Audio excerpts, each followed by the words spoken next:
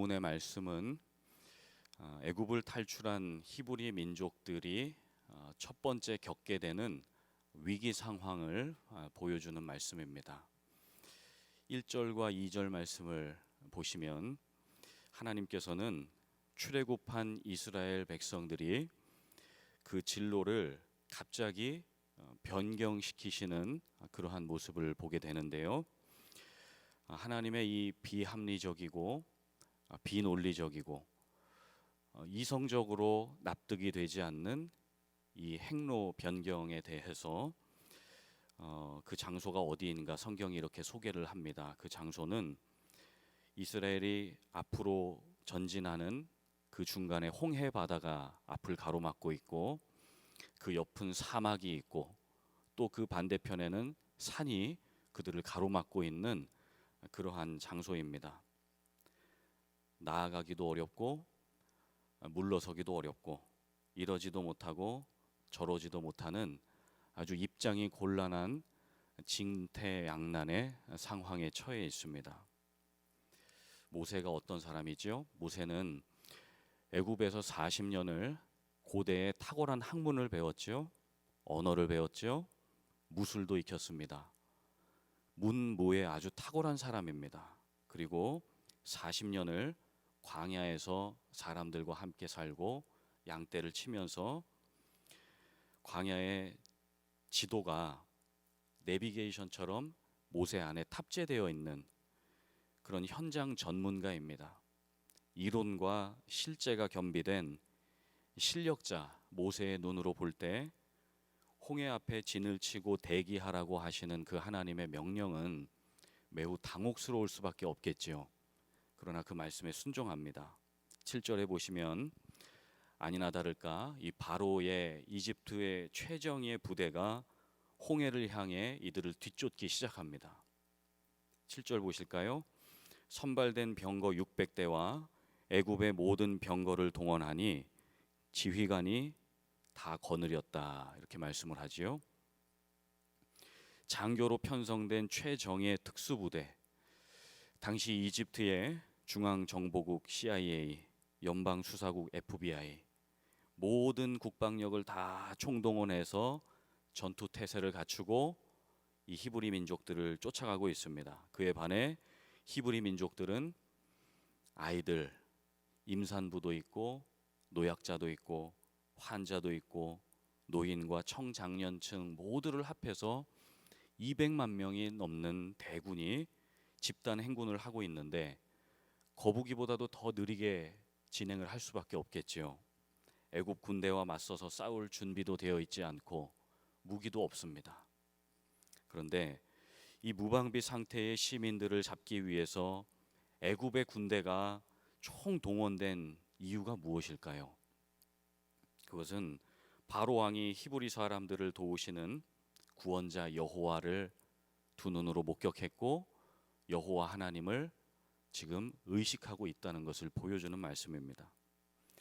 애굽에서 400년 이상 노예로 살던 사람들이 여호와 한 분의 도우심으로 어느 날 출애굽을 하게 됐습니다. 바로 왕은 자기 백성을 구하기 위해 애굽에 10가지 재앙을 내리신 분이 여호와임을 보았습니다.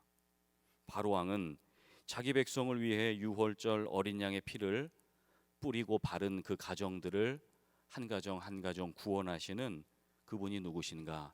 그분이 여호와시구나. 그것을 보았습니다. 바로 왕은 광야에서도 자기 백성을 보호하기 위해서 낮에는 구름 기둥, 밤에는 불 기둥으로 한 걸음 한 걸음 인도하시는 그분이 누구신가? 그분이 여호와임을 보았습니다. 바로 왕은 보잘것없는 노예들일지라도 여호와 하나님께서 함께 하시면 그들에게 어떤 일이 일어나는가 그것을 정확하게 보았습니다. 그렇기 때문에 하나님을 의식할 수밖에 없겠지요. 모든 군대를 다 동원해서 이스라엘 민족을 다시 잡아서 노예 삼기를 원하는 것입니다. 그리고 바로는 생각합니다. 하나님이 IQ가 좀 떨어지셨나? 어떻게 바다 앞으로 사막과 산 옆으로 자기 백성들을 인도할 수 있다는 말인가? 바로는 신이 났습니다. 전속력을 다해서 홍해를 향해 계속 전진합니다. 여러분, 하나님 어떤 분이시지요? 하나님의 손에는 하늘과 땅의 설계도가 있습니다. 하나님의 눈에는 사랑하는 백성들밖에 보이지 않습니다. 하나님의 눈은 사막의 모든 지형과 위험 예지로를 다 살펴보고 계십니다. 홍해의 수심이 어느 정도 깊은 곳인지, 어느 바다를 갈라서 이 백성들을 인도해 주고 구출해 주어야 될지 하나님은 모든 아이디어를 다 가지고 계십니다. 하나님 전지전능하시지요. 성경에 하나님의 많은 연단을 받은 사람, 그러나 말년에 하나님의 가장 큰 축복을 받은 사람 하나를 꼽으라면 아마 욥을 들 수가 있습니다. 욥기 말년에 38장에 보게 되면 하나님께서 당신이 얼마나 지혜로우시고 하나님이 얼마나 전지전능하신지를 설명하시는데, 하나님이 욥에게 이런 말씀을 하십니다. 내가 땅에 기초를 놓을 때에 너는 어디 있었느냐? 바닷물이 깊은 곳에 쏟아져 나올 때에 그 물을 막고 바다의 한계를 누가 정하였느냐? 내가 지금까지 한 번이라도 아침이 되라고 명령하여 동이트기 한 적이 있었느냐? 내가 바다 근원에 들어가 보았느냐? 내가 바다 밑바닥을 걸어 다녀 보았느냐? 땅이 얼마나 넓은지 내가 이해할 수 있겠느냐? 네가 알면 나에게 말해 보아라. 빛은 어디에서 오며 어두움의 근원은 무엇인지 내가 알고 있느냐? 욥아, 동물은 어떻게 걸어 다니는지 네가 알고 있느냐? 하나님이 이렇게 욥에게 당신의 지혜와 전지전능을 설명하십니다. 하나님께서 사랑하시는 이스라엘 백성들을 이 진퇴양난의 상황, 이해할 수 없는 합리적이지 못한 이 바다 앞으로 인도하신 이유가 있겠지요. 그 이유는 하나님의 전지전능하신 그 계획, 저들을 향한 그 사랑을 보여주기 위함이십니다. 애굽에 수많은 신들이 있지만 하나님만이 참 신이라는 것, 하나님만이 영광을 받으셔야 되는 분이라는 것을 하나님이 알려주고 계신 것입니다. 오늘 본문 4절 말씀 한번 보실까요? 내가 바로의 마음을 완악하게 한즉 바로가 그들의 뒤를 따르리니 내가 그와 그의 온 군대로 말미암아 영광을 얻어 애굽 사람들이 나를 여호와인 줄 알게 하리라 하심에 무리가 그대로 행하니라. 여기서 하나님이 바로의 마음을 완악하게 했다는 표현이 자주 나오는데, 이것은 바로의 마음을 하나님이 일부러 그렇게 했다는 그 의미라기보다는 원래 바로는 그런 캐릭터였죠. 로마서에 보면 그런 완악한 중에 내어버려 두셨다, 내버려 두신 거죠. 그 고집스러운 대로 하나님이 그렇게 하셨고, 그렇게 하신 결과 이집트 백성들을 통해 하나님이 히브리 백성들을 통해 영광을 받기 위해서 하나님이 그 시나리오를 가지고 계셨다, 그 말씀을 하신 겁니다. 하나님의 기적은 하나님의 영광과 함께합니다. 하나님이 당신의 영광을 드러내기 위해서 기적을 보여주시는 겁니다. 그러나 하나님은 당신의 영광만을 위해서 사랑하는 백성들을 고생시키시는 분이 아니십니다. 자녀가 고통 속에 있기를 바라는 부모는 이 세상에 아무도 없지요. 자식들을 향한 하나님 아버지의 본심은 풍성한 은혜와 사랑을 베푸시는 그 헤세드, 그 인자하심입니다. 제가 아픔 중에 있을 때 하나님께서 예레미야가 3장 33절의 말씀으로 제게 큰 위로를 주셨습니다. 그가 비록 근심하게 하시나 그의 풍부한 인자하심에 따라 긍휼히 여기실 것임이라. 주께서 인생들로 하여금 고생하게 하시며 근심하게 하심은 하나님의 본심이 아니시로다. 하나님은 사랑하는 자녀들이 바로 왕 밑에서 노예로 사는 것을 보기 싫으셨습니다. 사랑하는 자녀들이 어깨에 무거운 짐을 지고 채찍맞고 고통 속에서 신음하고 눈물 흘리며 아무 의미 없이 살아가는 것을 하나님 보실 수가 없었습니다. 그래서 저들을 애굽에서 빼내어 주셨습니다. 빼내어 주셨지만 비록 지금은 홍해가 눈앞에 있고, 비록 지금은 그들의 앞에, 그들의 옆에 사막이 있고 산이 있을지라도, 그 높은 산이 내 인생을 가로막고 있다 생각할지라도 주님이 말씀하시는 거죠. 사랑하는 자녀들아, 사랑하는 내 아들아, 사랑하는 내 딸아, 산을 향하여 눈을 들리라. 나의 도움이 어디서 올까? 나의 도움은 천지를 지으신 여호와에게서로다. 여호와께서 너를 실족하지 아니하게 하시며 너를 지키시는 이가 졸지 아니하시리로다. 이스라엘을 지키시는 이는 졸지도 아니하시고 주무시지도 아니하시리로다. 여호와는 너를 지키시는 이시라. 여호와께서 내 오른쪽에서 내 그늘이 되시나니 낮에 해가 너를 상하게 하지 아니하며 밤의 달도 너를 해치지 아니하리로다.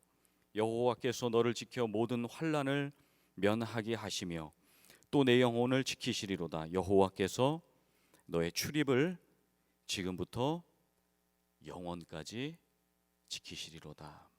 아멘. 그러니 사랑하는 자녀들아, 두려워하지 말라. 내가 너와 함께 함이니라. 놀라지 말라. 나는 내 하나님이 됨이니라. 내가 너를 굳세게 하리라. 참으로 너를 도와주리라. 참으로 나의 의로운 오른손으로 내가 너를 붙들어 주리라. 여러분, 우리는 코로나 때문에 아무것도 할 수 없었습니다. 눈에 보이지도 않는 작은 바이러스 입자 때문에 온 세상이 고요하게 되었습니다. 질병에 걸린 우리 가족들이 있었지요. 아무것도 할 수 없었습니다. 마음의 상처를 입은 영혼은 기도할 수조차 없었습니다. 재정적인 압박에 있는 분들도 계셨지요. 하늘이 무너진 것과 같은 고통 속에 계셨던 분들도 있었습니다. 아무리 애를 써봐도 영혼이 도대체 회복되지 않는 것 같은 그 아픔 중에 계신 분들도 있었습니다. 아무것도 할 수 없고 아무것도 하기 싫을 때도 있었습니다. 우울감 때문에 몇 날 며칠이고 잠만 자고 싶을 때도 있었을 것입니다. 숨 쉬는 것조차 힘이 들 때도 있고, 하나님, 아무것도 할 수 없을 때 나는 무엇을 해야 됩니까? 하나님, 아무것도 할 수 없는데 내가 어떻게 살아가야 되겠습니까? 내 앞에 영적인 홍해바다가 있고 뛰어들면 죽을 것 같고, 옆을 보니 막막한 산이 있고 또 이쪽을 보니 사막밖에 없습니다. 하나님, 내 인생 여기서 끝입니까? 어떻게 하면 좋겠습니까? 하나님께서 말씀하십니다. 사랑하는 아들아, 사랑하는 딸아, 아무것도 할 수 없을 때 아무것도 하지 말거라. 그저 가만히 있거라. 홍해 앞에서 죽을 것이 두려운 이스라엘 백성들이 오늘 본문에 보니까 모세한테 원망합니다. 모세를 비난하지요. 불평합니다. 애굽에도 묘지 장터가 많은데 왜 여기까지 끌고 나와서 우리를 죽이려고 하느냐. 그냥 내버려 두지. 그러나 모세는 영적인 지도자지요. 영적인 지도자는 백성들을 격려할 줄 압니다. 하나님의 음성을 전달하지요. 하나님의 음성은 영혼들을 치유하고 회복합니다. 모세는 지쳐있는 영혼들에게 치유와 회복과 격려의 메시지를 전하는데, 우리 13절 14절 같이 한번 읽어보실까요? 모세가 백성에게 이르되 너희는 두려워하지 말고 가만히 서서 여호와께서 오늘 너희를 위하여 행하시는 구원을 보라. 너희가 오늘 본 애굽 사람을 영원히 다시 보지 아니하리라. 여호와께서 너희를 위하여 싸우시리니 너희는 가만히 있을지니라. 가만히 있을지니라. 진퇴양난의 위기에 처한 영혼에게 주시는 하나님의 처방전은 가만히 있는 것입니다. 불평과 원망의 말 대신 침묵을 택하라는 것이지요. 가나안 땅 입성한 후에 첫 전투가 여리고성 전투였지요. 여리고성 전투의 방법과 그 승리는 온 백성이 침묵하는 것이었습니다. 하나님은 기드온의 300용사에게 침묵함으로 여호와의 구원을 보라고 말씀하셨습니다. 영적인 고수는 침묵할 줄 아는 것입니다. 묵묵히 하나님 앞에 머물 줄 압니다. 무릎을 꿇고 이마를 땅에 대고 하나님 앞에 full surrender, 완전한 항복을 할 줄 아는 것이지요. 예수님은 새벽에 하나님 앞에 침묵하셨습니다. 조용히 잠잠히 고요한 호수처럼 하나님과 깊은 교제를 나누셨습니다. 우리가 큐티 하지요. 그래서 큐티를 quiet 타임이라고 하지 않습니까? 조용히 가만히 침묵하는 시간입니다. 하나님의 임재는 고요한 영혼에게 임합니다. 세상이 너무 시끄럽지요. 잡음이 많고 소음이 많습니다. 이 시대에 필요한 영성은 침묵의 영성입니다. 고독과 고요함의 영성이지요. 그러나 본문에 가만히 있으라라고 하나님이 거듭 말씀하시는데, 이 가만히 있으라라고 하시는 말씀의 의미는 로봇처럼 수동적으로 가만히 있으라는 것이 아닙니다. 영어 성경에 보니까 stand firm, 견고히 서 있으라. 자기 자신을 두려운 상태에, 홍해바다 앞에 아무것도 할 수 없는 그런 두려운 상태에 방치시키지 말고, 내버려 두지 말고 굳게 일어나서 하나님 앞에 견고하게 서 있으라는 수동의 의미가 아니라 능동의 의미입니다.